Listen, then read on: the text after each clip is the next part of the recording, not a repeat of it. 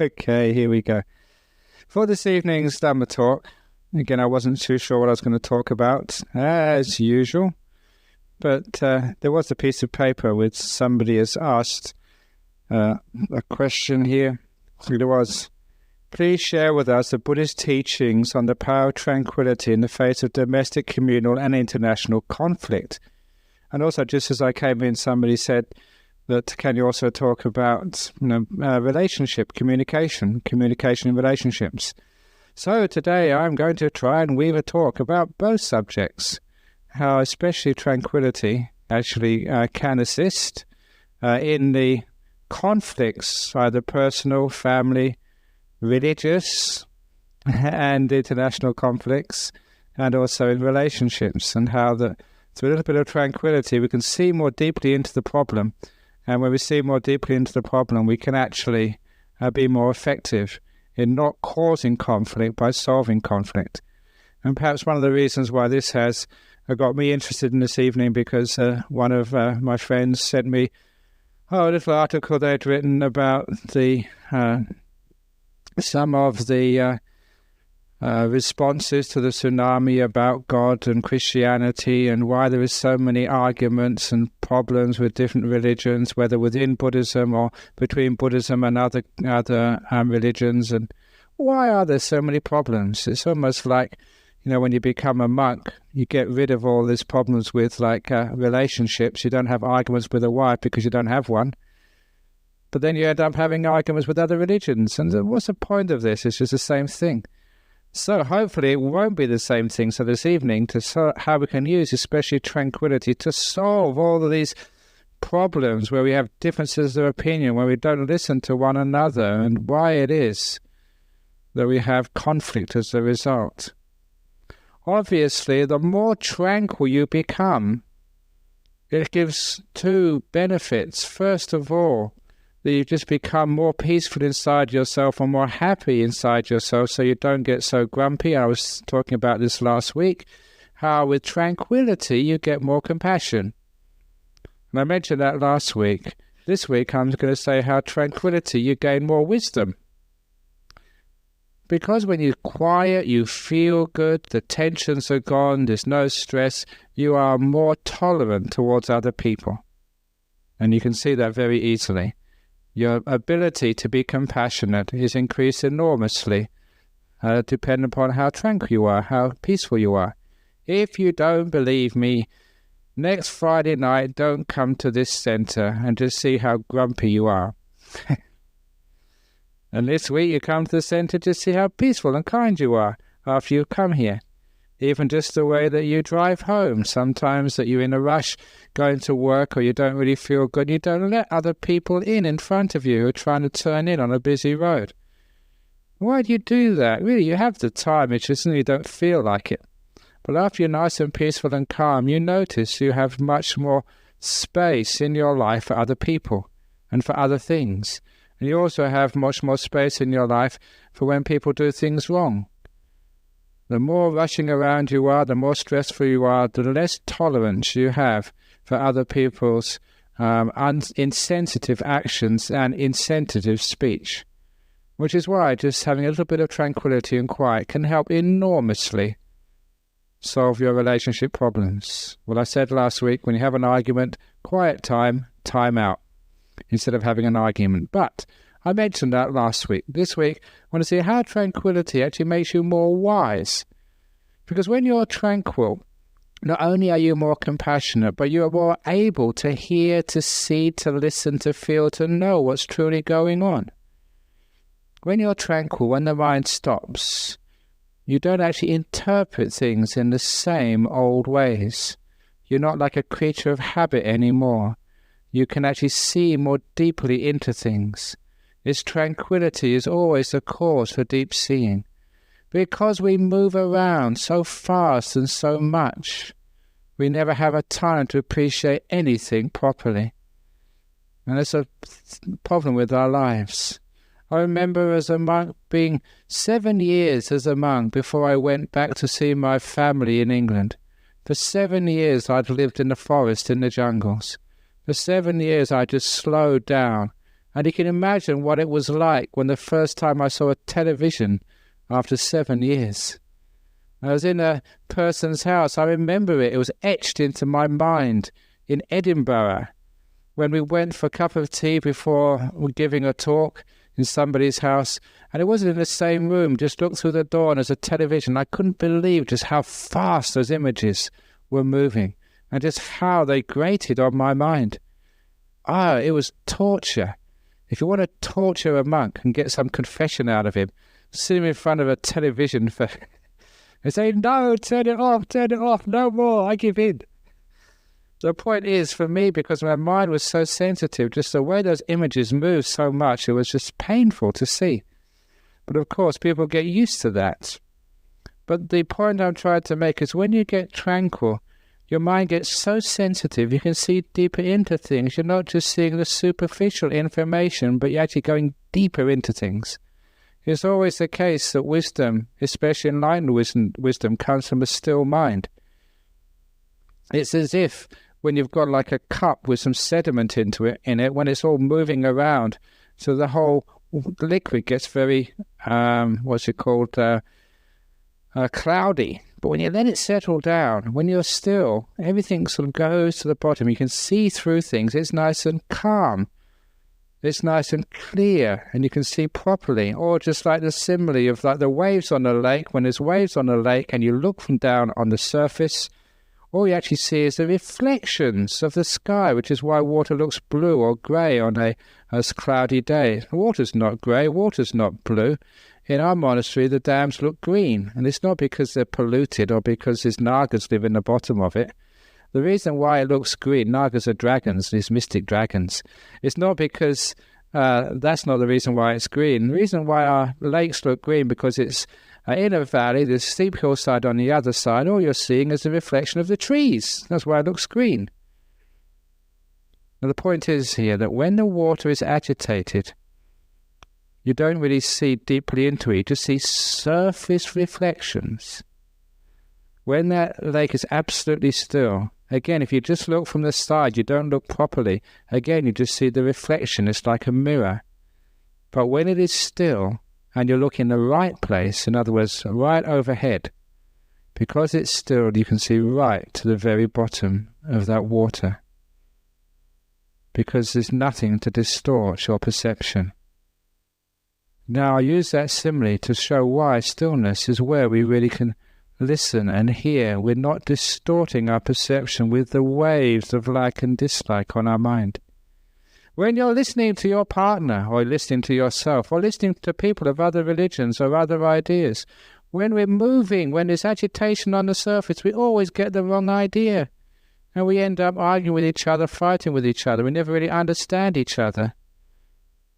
And this is a big problem in our world. We think too quickly. We are not still enough to really feel and understand each other. Communication, knowing what the other person's saying and thinking, always is best in stillness.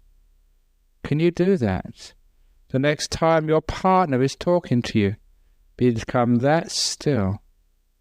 You are like that lake without any waves on the surface. So the whole information is seen exactly for what it is. When there's waves there, you actually distort what the person says. And sometimes you don't realize that's happening. I mean, it's very easy to understand how you distort the message when you're in a bad mood or when you're in a good mood. When you're in a bad mood, whatever they say, whatever they do, it's always their fault. When you're in a good mood, when you're just falling in love, whatever they do, whatever they say, even as I've mentioned before, the way they pick their nose is so cute. The point is that it's not them picking the nose. It's not them being kind or good. It's just actually what you want to see. It's just the waves of like and dislike distort what you actually hear. In fact, when something comes out of my mouth and before it goes into your brain, there's a lot of interference and distortion on the way. And this is the problem between communication, that we filter. We don't actually pay attention and get all the information. There was that story which was in the printed in the Time magazine or some psychological magazine some years ago, of these people who just actually shows the distortion of perception and just how little we actually see. And the first experiment was done when these two psychologists, or one psychologist rather, went up to this student and asked them the way to the chemistry lab on the campus of a university in the US. And before that person could answer, two workmen went between them with a big door. It was very rude, but who cares? It's only a small thing.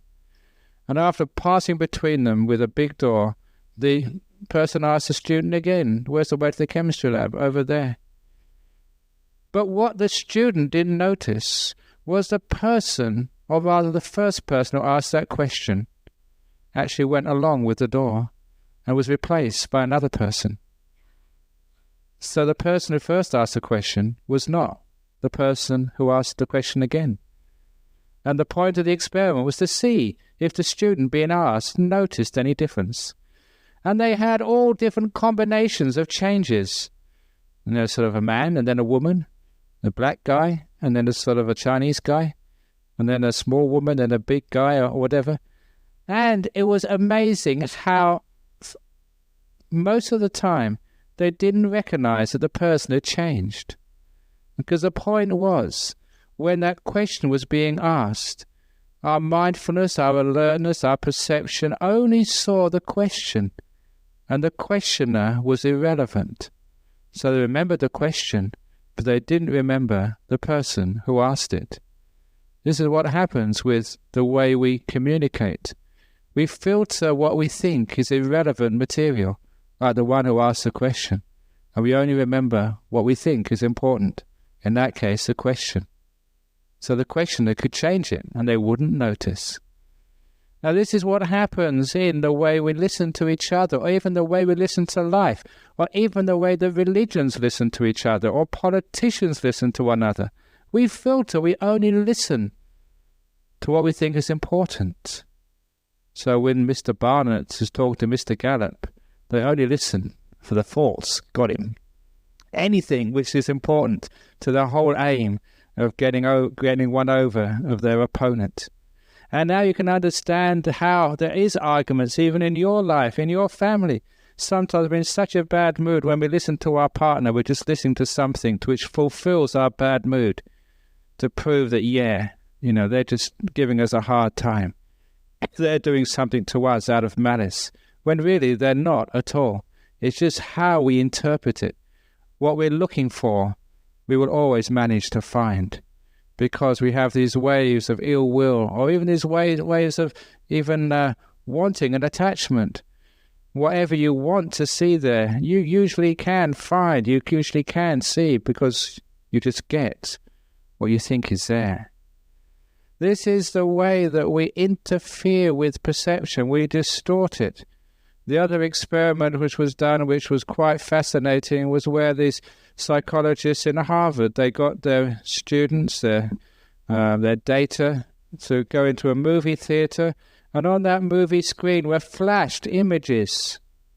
And they had to decide what those images were. But these images were first of all flashed so quickly, you couldn't even see what it was. And they increased the exposure millisecond by millisecond until the people could get some idea. It was flashed so quickly, some idea of what it was.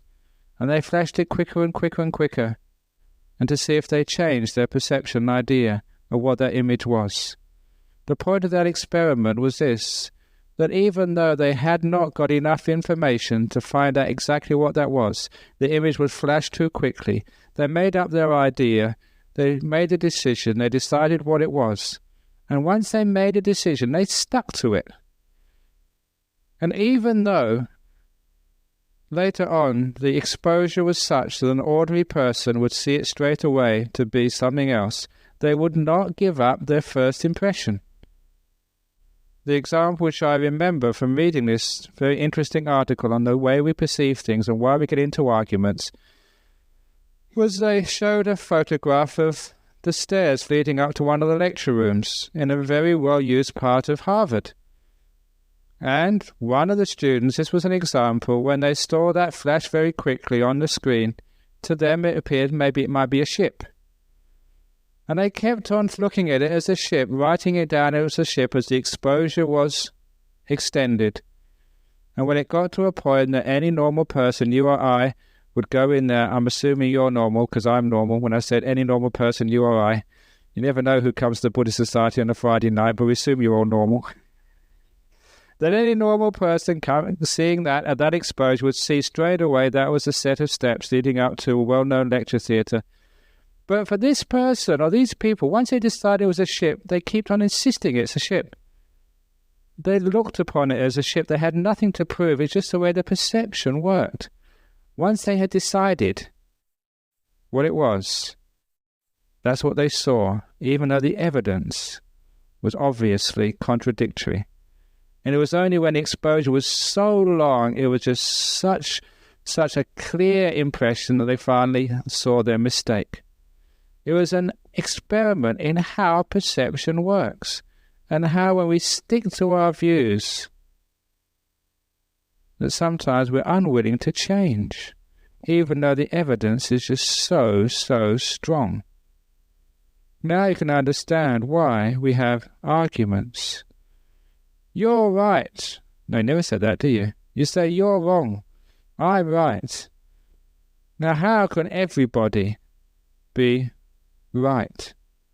What is the reason why we have these arguments which stop us really communicating effectively? It is because you see things according to your distortions of the world, and your partner sees things according to your distortions of the world.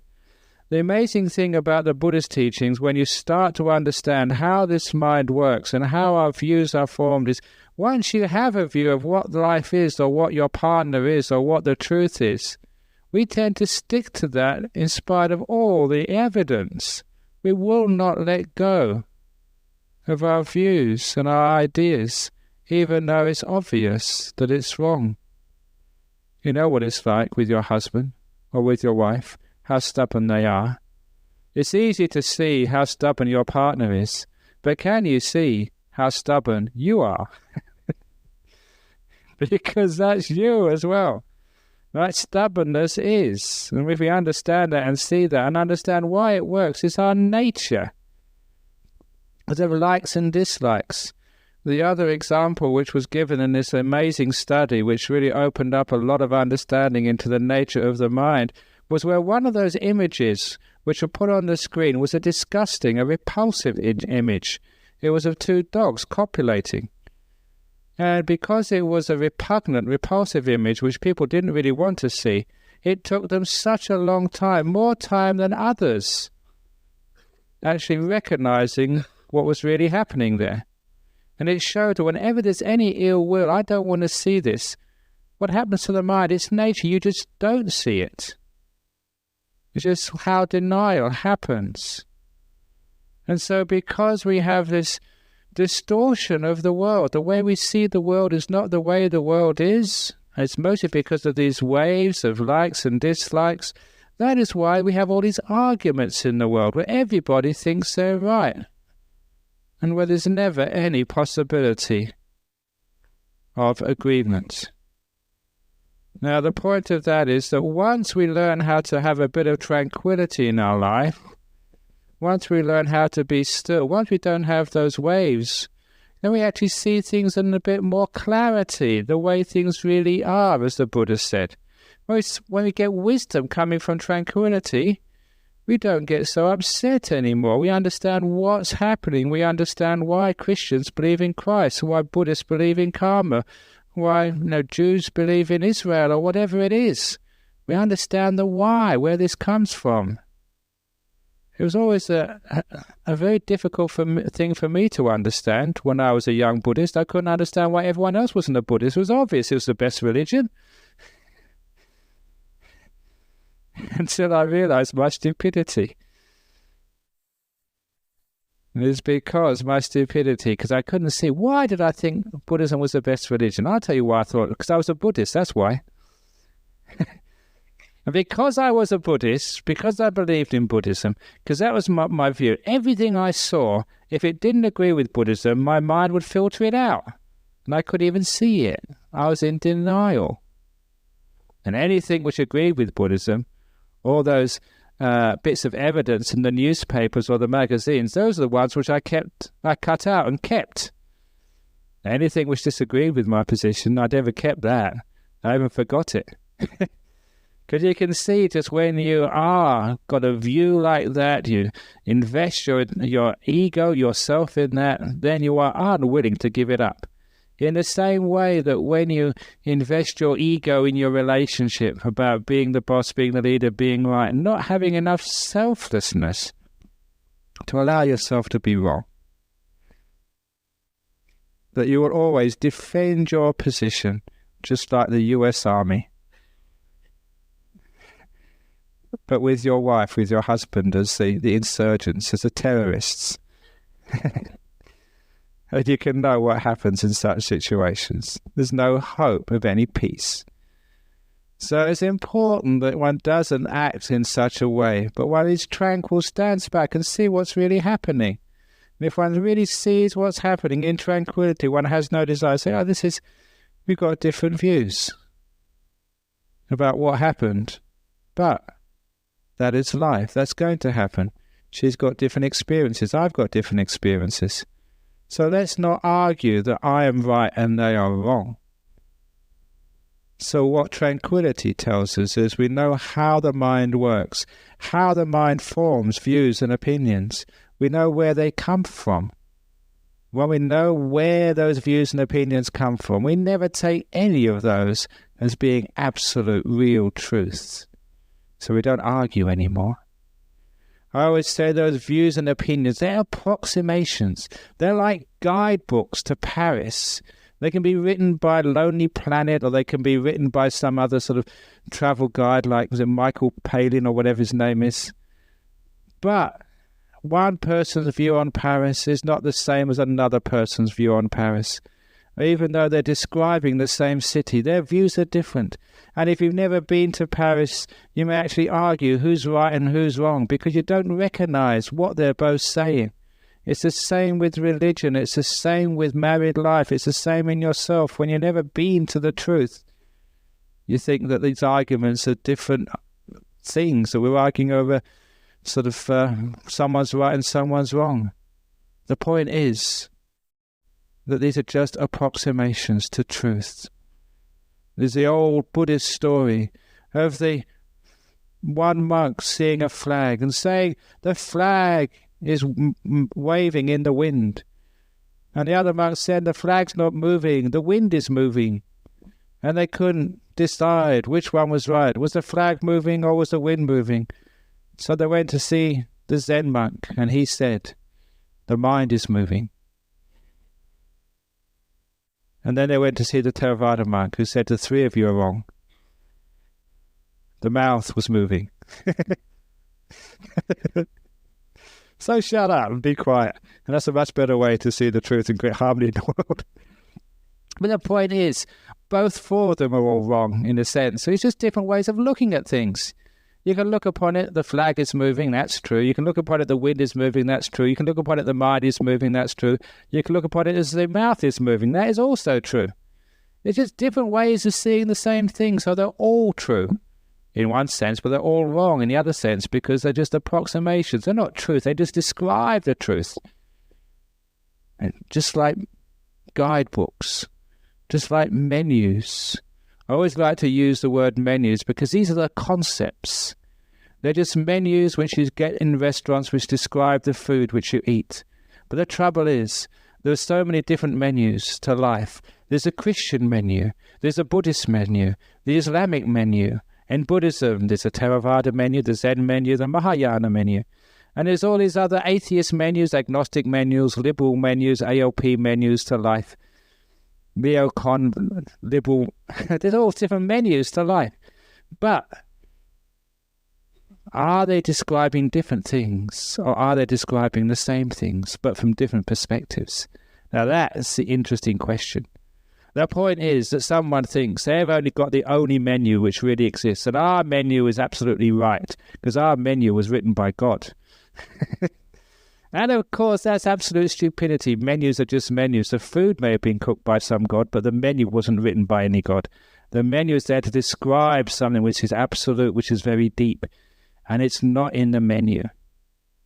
And if you just argue over the menus, you are never going to get a good meal. So the point is, the menu is there, which is pointing to something. Ideas and thoughts and views, they're pointing to something.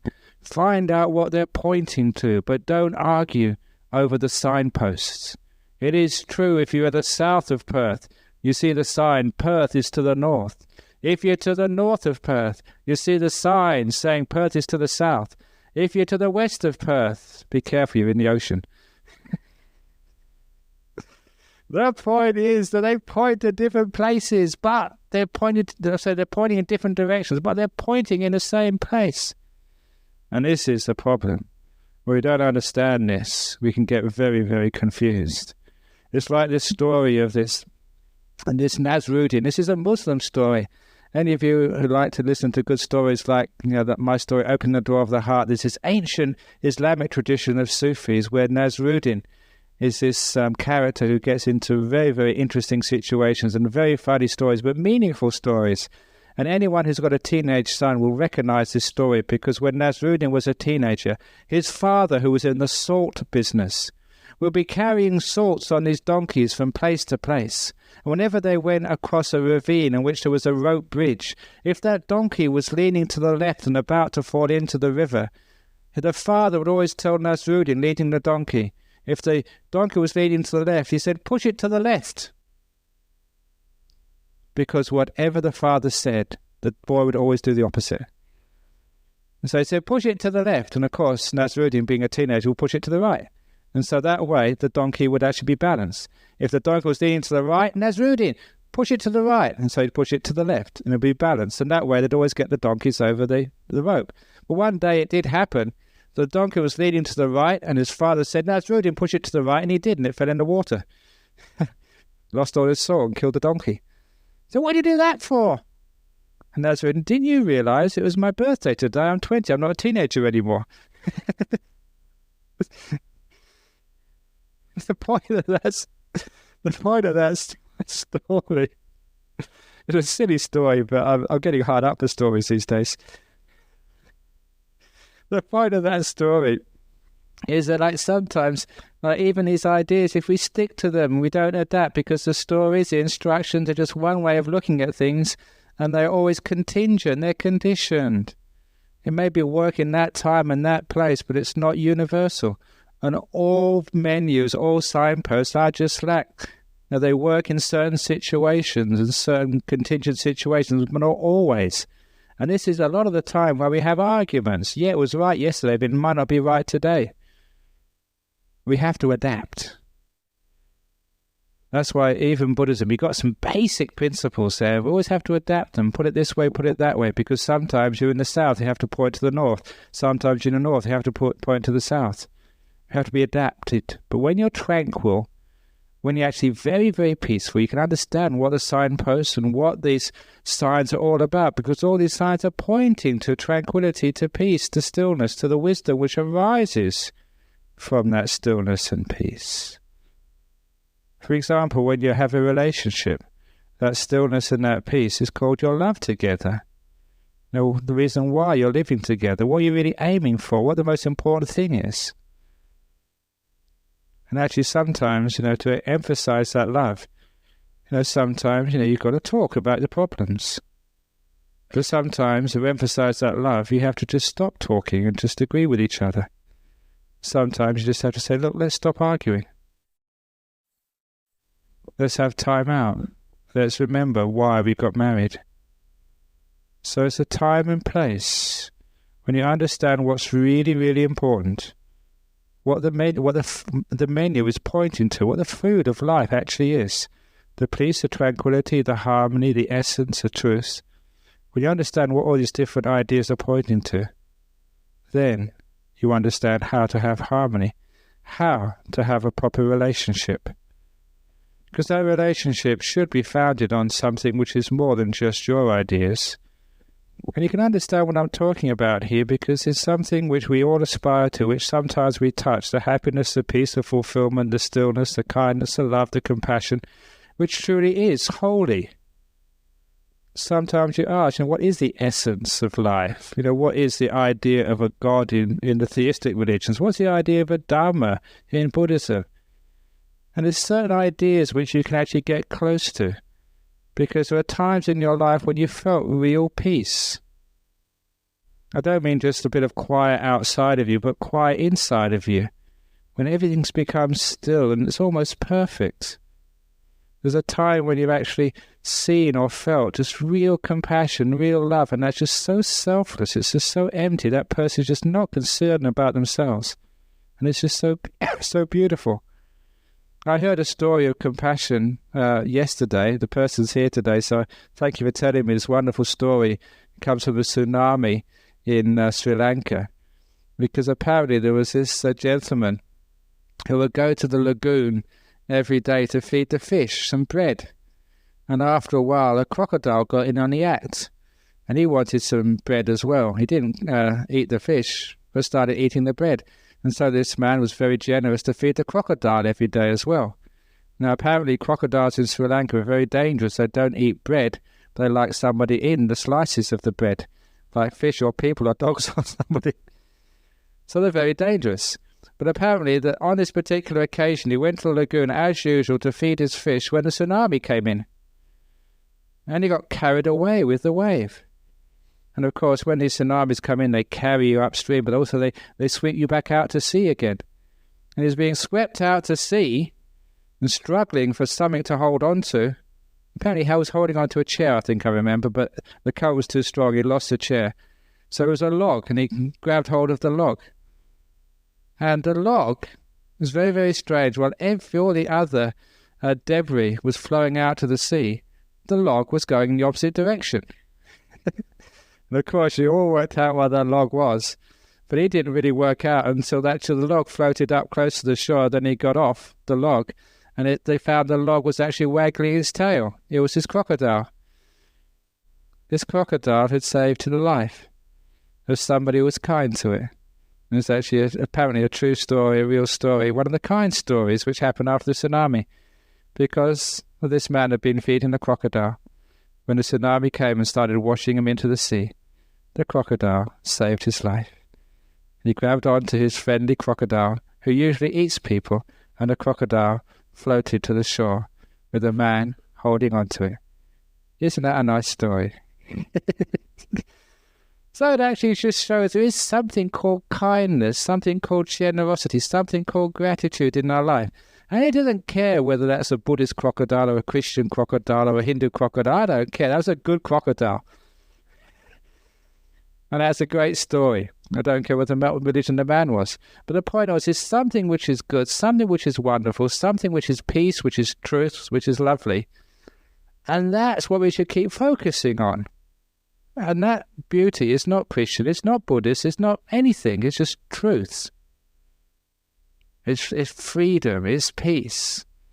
And so all the different menus, they just point to that same thing. Once you know what that thing is, once you've eaten some of the food, then of course you don't need to have arguments anymore. Which is why it's great being a Buddhist monk, because in my position, you go and meet sort of Christian fathers, Muslims, all sorts of people in my life. It's a very interesting life. If anyone wants to enjoy themselves and go all over the world, when I was a kid, to go all over the world, you had to join some navy. But I say these days, if you want to see the world, become a Buddhist monk. But not only that, actually to see some really interesting people, some leaders of other religions, and be on the edge of life, that sometimes you see people in extremis, about close to death in hospitals. You see great tragedies. Sometimes you see very happy people. You conduct marriage ceremonies when people are so happy. Then you talk to them when they're getting divorced. You see them in great sadness. You see them when they get their first child. They come and bless their baby, and you go and give the baby a name sometimes, and you cut their hair for the first time. That's a Thai tradition, though. Usually when the baby just gets their first hair, the monk actually cuts it. Because we're very good at sort of shaving things. We only cut a little bit off. We don't cut more than that. And they keep the first piece of hair they cut off in a little piece of paper as a memento of the time when their child was a baby, got the first haircut from a monk. But anyway, back to, why did I get onto that for? I don't know. This is so acting like kindness. That's right, because as a monk, you see all different aspects of a person's life. So you really live on the edge of like happiness and sadness, see all of it as a monk. But the point is that you see some very beautiful things happen. And that beautiful things happening, I call it Dhamma, truth, wonderful things. And if you understand what that is, then you have an idea of why we communicate. What's actually between us, the essence of being married, the essence of being a human being, the essence of me standing up here talking to you. It's not the words, it's actually what's underneath all of these things. The kindness, the peace, the friendliness, the recognition. I know that one of the reasons why I have to work so hard, why I am communicating well, is because I've noticed over the years that when you see someone, when you talk with them, when you associate with them, you never, as a monk, I've got out of the habit, I've trained myself over the years, never seeing anything wrong or bad with the people you're actually talking with or looking at or being with, but always actually respecting them. There's something in Mahayana you've heard me say before, like Buddha nature. It's actually the goodness, the purity in somebody else. And I've noticed in my life of communicating with others, if you look at that beauty or that goodness in another person, that's what they keep on showing you again and again and again. It's actually that's what grows in that person. And really, you don't have to weed the flowers. You don't have to weed the weeds, take out the weeds in the garden. You just have to grow more flowers. That's one of my mottos. Leave the weeds there. The flowers, the good stuff, will eventually just choke them away and they'll just die by themselves. So if you just keep on focusing on the flowers in yourself or in somebody else, actually that's what they show you. That's what they show themselves. And that goodness grows and grows and grows. So my advice to you, if you've got a wife who's always arguing at you or a husband who's always being just so negative, forget about all that argument. Forget about that negative. Don't even bother to even think about it or remember it. But whenever they do kind, good things, remember that. Have gratitude rather than criticism. If you have that gratitude and criticism, always just seeing the good qualities in another person and just forgetting about their bad qualities, it's amazing just how those good qualities grow. And when you're looking at their good qualities, they know that you're seeing their kindness, their goodness. Number one, they feel that you're a friend, you understand them. And number two, those good qualities, those kind qualities actually grow. And I get some crazy people coming to my monastery. I'm not looking at anyone here. Some people are really nutcases and they're just so upset. They've had a very hard life. They're about to commit suicide. Oh, they're just such lost cases. And you just look at them and just kind to them. You can always see something in them you can really respect. And when you see that, they realize that, yeah, there is something in them which you can respect. They see it themselves. And that starts to grow. That's actually how we communicate. By looking at the something in the other person which is worthy of communicating with. If you only see the negative side of another person in a communication, you don't want to communicate anymore. Why do I even want to talk to that lady? Why do I even have to be in the same room with that horrible man?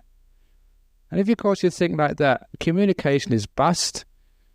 There's no possible way of actually getting somewhere coming together. There's no possibility of seeing this beauty, this purity, this Dhamma, this love, this wonderful thing which is there between you, but you can't see.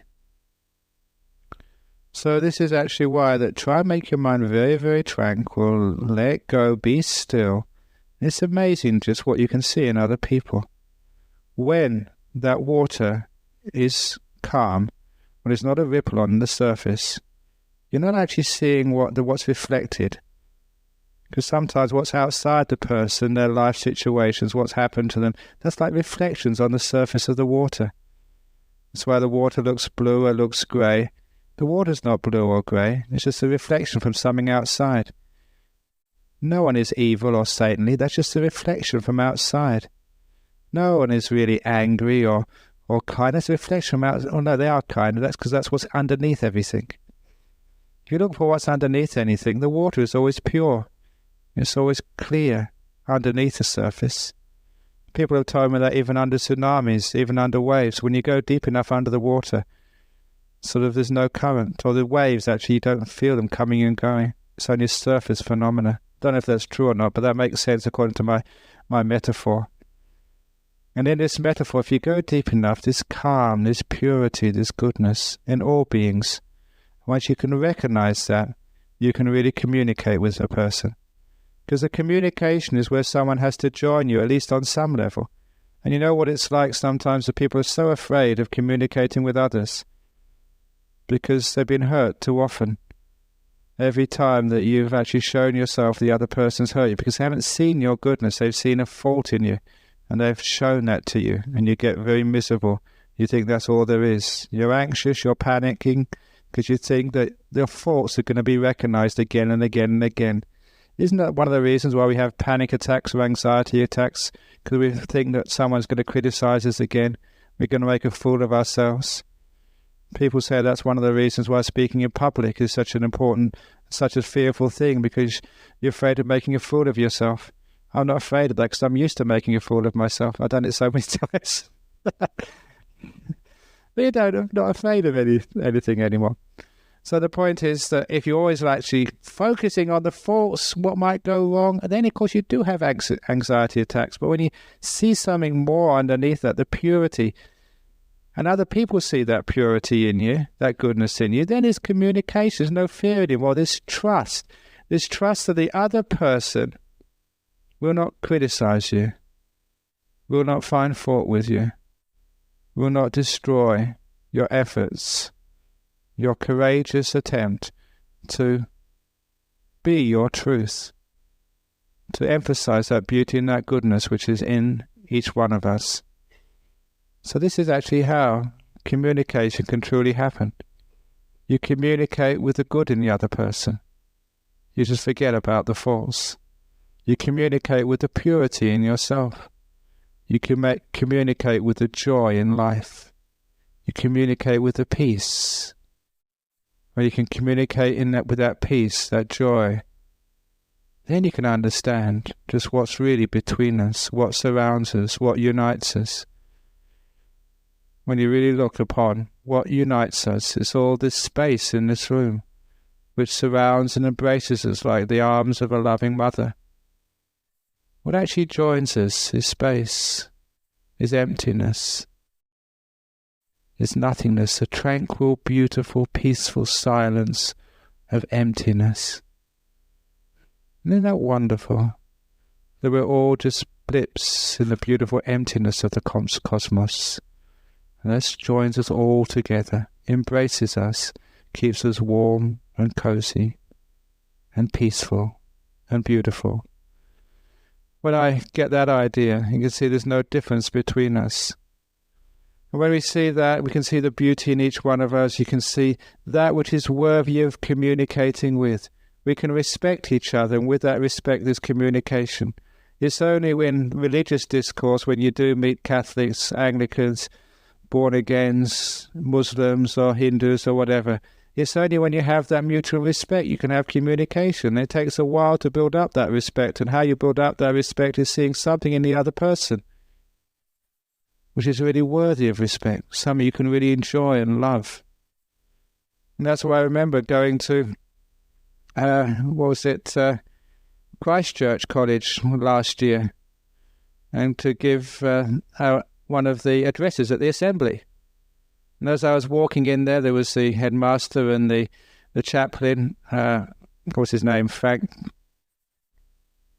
Sheehan, that's it, Frank Sheehan, yeah. A really great guy. And as we walked in there, the headmaster, the principal said, look, when we go in there, it's a Christian service, there's an altar there. We bow, but you don't have to bow, he told me. And I said, why not? I demand my right to bow. So I bowed also. And the reason I bowed was a Buddhist monk bowing to a Christian shrine. You know why I bowed? Because I could see something in that shrine which I respected and cared for.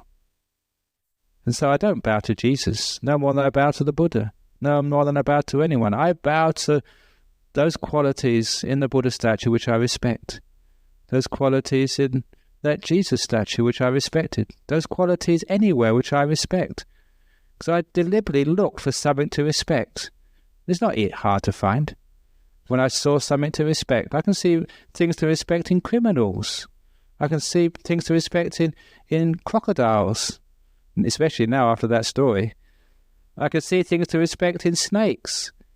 It's a strange thing. There were so many snakes when I was a young monk in Thailand, but there's no way I would ever get bitten. I felt so safe with snakes because I really respected them. I don't mean I respected their power, but I really cared for them. I felt so much compassion for snakes.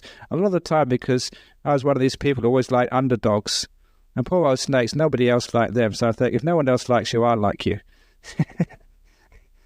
So I really cared for those snakes, and I think they felt it, so they would never harm you at all.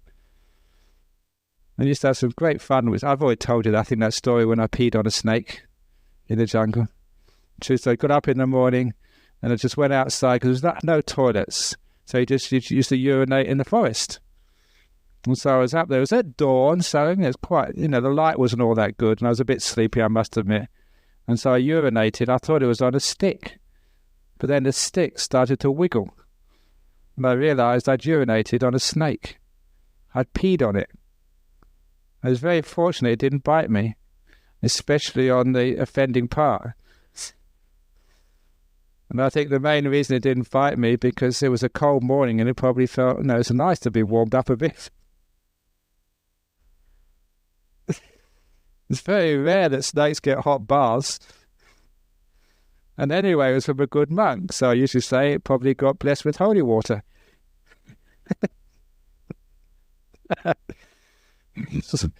Actually, I told that story in Java because I'll just say, because I was about 2 or 3 weeks ago, I was in central Java, and I was in Java, they have Buddhism is amazingly strong.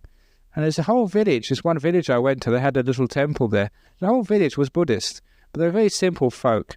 And it had to be translated into, not even in Indonesia, but Javanese, because that was their local dialect. So I knew I had to give a talk, a simple talk, which everybody would remember. So I told a few snake stories. That was one of them. And they really cracked up. They thought that was incredibly funny, about a monk sort of peeing on a snake and thinking it was holy water. But anyway, because you see some goodness in snakes, nothing to fear, that's actually how you have a communication with snakes. How you can actually have a relationship with them. What can be dangerous becomes your friend.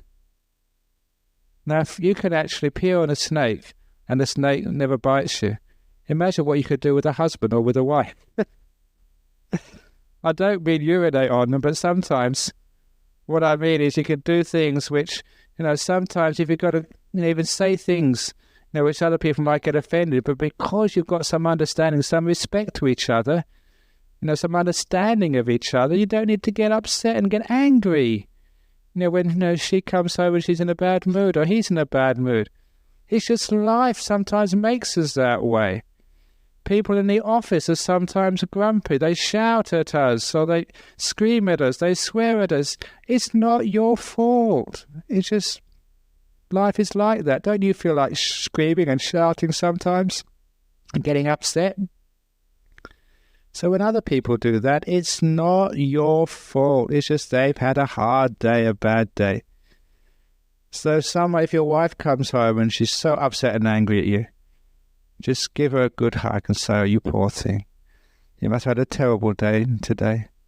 Come and sit down, have a cup of tea or whatever else you like." Because then you're realizing their anger is not your fault. It's their pain. That's why you always give compassion to people who are angry.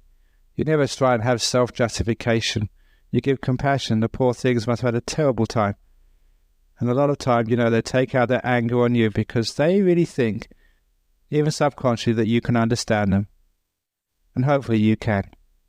So when they get angry, they shout at you to stand there and take it out of compassion for your wife or for your husband, out of love for her.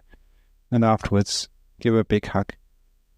I've mentioned this before. I haven't got a wife, and my monks actually are so good at the monastery, they don't shout. But every now and again, you get people ringing up and shouting and complaining. And there's this one person, I don't think she listens to the internet, thank goodness, otherwise I'll probably get another phone call from her, who comes on the telephone and starts swearing. And it's just Buddhism, a lot of old bullshit, and that's the lightest thing she says. I'm going to come up here and you, moving monks, I'm going to come here, she usually says, with an M16 and shoot you all. That's what she says.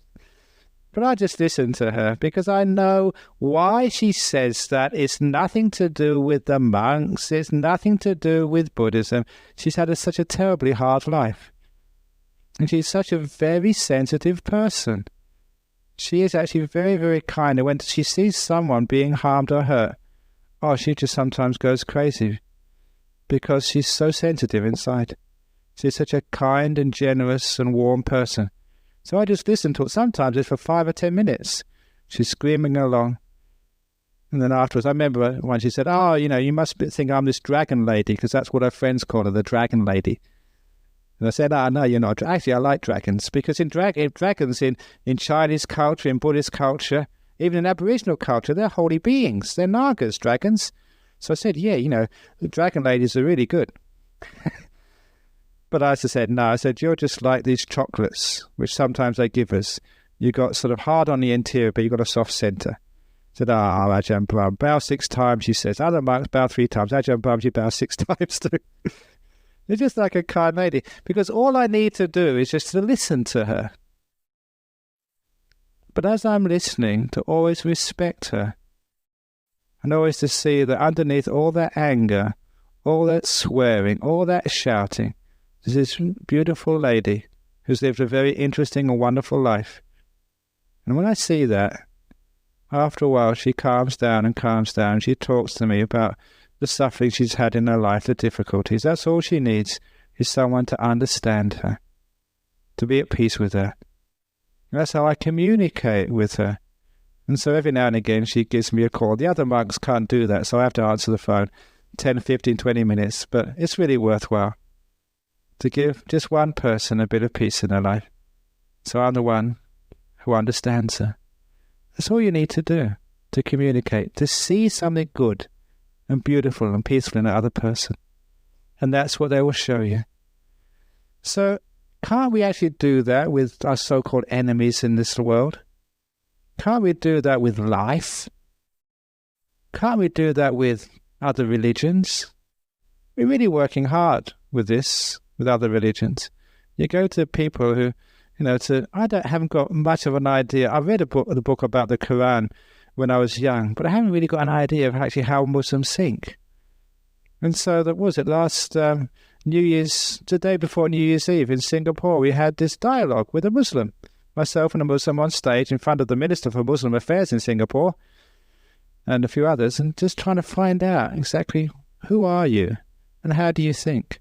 And throughout this whole encounter, I was just looking at him, not trying to find out all the faults and how we differ, but actually finding out how you think. You're a human being, like a mind like myself, which is kind, sincere, really wanting to do good in the world, and trying to actually find that which we could actually agree on, not in a sort of a superficial way, but in a very, very deep way. And that's how communication happens. I remember at that particular event, it was supposed to be a D&D, which was not dinner and dance, it was dinner and Dhamma, they said. And it was, they're having this meal, and all I had was a couple of pieces of chocolate. It's very tough being a monk, because sometimes you have to go to these events, and they're serving this amazing, delicious meal, and all you've got is 1 or 2 pieces of chocolate on your plate.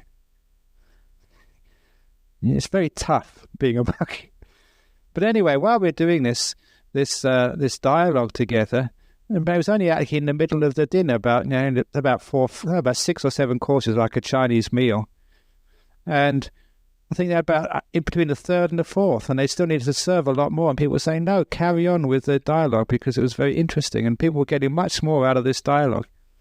It's like a Buddhist monk and a Muslim leader were trying to get close to each other, looking at that within them, within each of them, which was very beautiful and wonderful. When you can do this, it's amazing just how you can have communication. You have to be tranquil, you have to be peaceful, you have to really listen. But listen in ways you've never done before. Listen to ideas, ways of looking at things which are foreign to your experience. To do that, you have to be so tranquil, so still, to listen in a completely new way. Can't you do that to your partner? Don't just follow the old habits, here she goes again, and react in the same old way again. Make your mind that still, that new possibilities, new ways of looking, new ways of responding can open up. I find that's very easy in my life. You don't always do the same thing. Okay, I do tell the same jokes very often, but I don't always exactly the same talks. There's always a little bit of difference every week. And when you actually do things differently, hear things differently, then of course that's spiritual growth, that's world growth, that's the possibility of actually solving the problems on this world.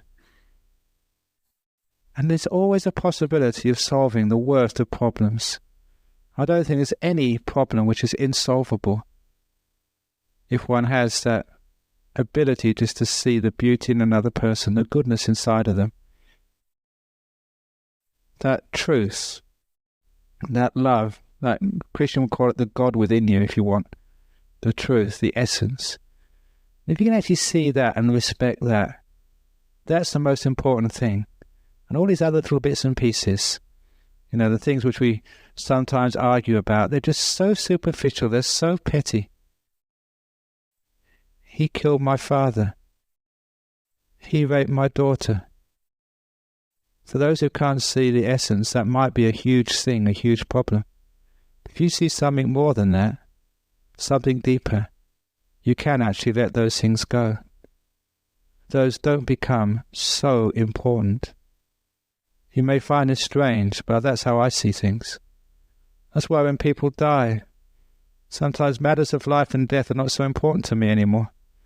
Even harm and cruelty, yeah, that's important, but it's not so important. What's most important to me is forgiveness. What's most important to me is peace and harmony, resolving conflicts, putting them aside. Is tranquility, letting everything disappear and go, so there can really be peace.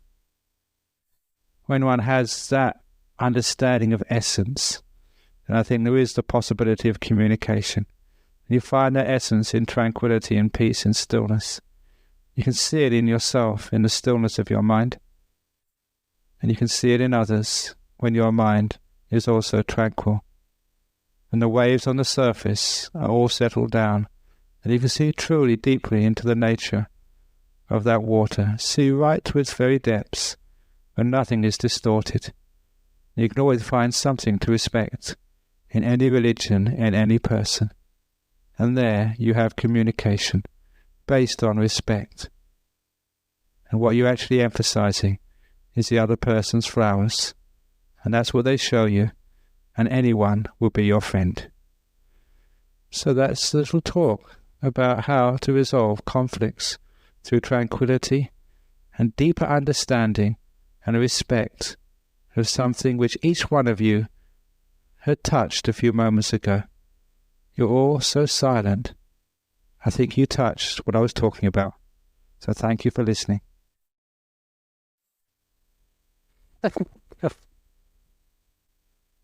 Okay, any questions on this evening's talk?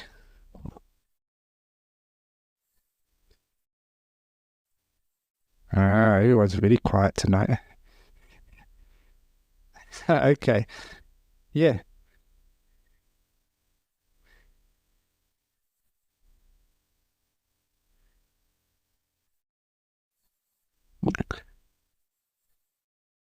Oh, yeah, I know in jail that there's a culture in jail, because, again, I've been in jail, but not as a convict, but as a visitor many times. They say if a person is too passive, they don't get any help. But a lot of times, a person actually does get into trouble is sometimes because of attitude problems. Because they said sometimes you bring it upon yourself. Sometimes just the way you look at other people. But I'm sure that you could, you can be kind. You can look on the other person and they will look after you. Not because you're tough physically, because you're tough mentally. You can actually look in other people, because so many other people want to be respected. You want to be liked, you want to be understood. If you find someone who can do that, they're your friend for life. So I think there's maybe another way, actually, to overcome that violence, not fighting back. Because you know what's maybe in a prison, I'm not sure. You know, you put yourself in that position, or maybe if you become a soldier, you put yourself in that position. It's a bit of a difficult position you put yourself in already. So, but if you're actually married in this world, certainly in those situations, you don't need to fight. You may have been there already before. You fought in a marriage, fought in a relationship, and it's just everyone's got battered. You as well. You can see what happens in this world. You fight your enemies, and does it really work? You just get more revenge and more resentment. There must be some other way. And the religions fight each other. Who's got the best religions? Can't we actually stop fighting like kids in the playground and actually learn to be friends and walk together and respect each other's differences? Yes, that's the way I think we should work. Anyway, thank you for that. So maybe we'll wind up now. So